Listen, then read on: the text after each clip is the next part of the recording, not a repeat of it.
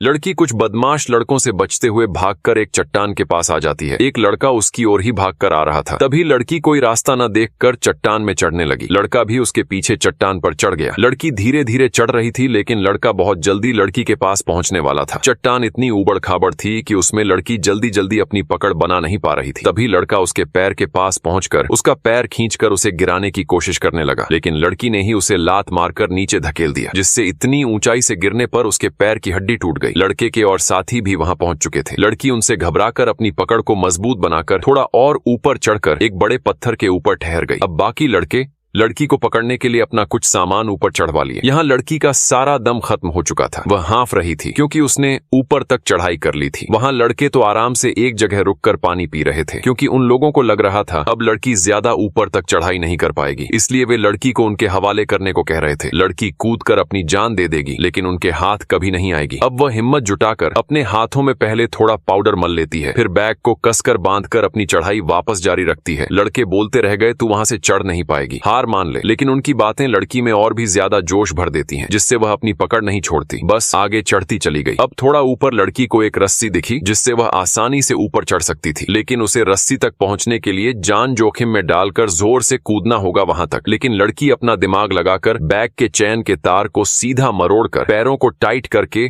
रस्सी को पकड़ने की कोशिश करने लगी। थोड़ी देर मेहनत करने के बाद तार की मदद से आखिरकार रस्सी को पकड़ लिया। फिर रस्सी में लटक कर ऊपर के दूसरे चट्टान में चढ़ गई। अब उसे अपने ऊपर एक टूटा हुआ टेंट दिख गया, जिससे लड़की तुरंत ऊपर चढ़कर वहां थोड़ी देर के लिए ठहर गई। लेकिन वे लड़के एक खुफिया रास्ते से ऊपर की ओर पहले पहुंच चुके थे। लड़की ठीक उनके चट्टान के नीचे थी। वे लड़की को रस्सी पकड़कर ऊपर आने के लिए फोर्स कर रहे थे, लेकिन लड़की ने उनके मुंह पर तमाचा धर दिया।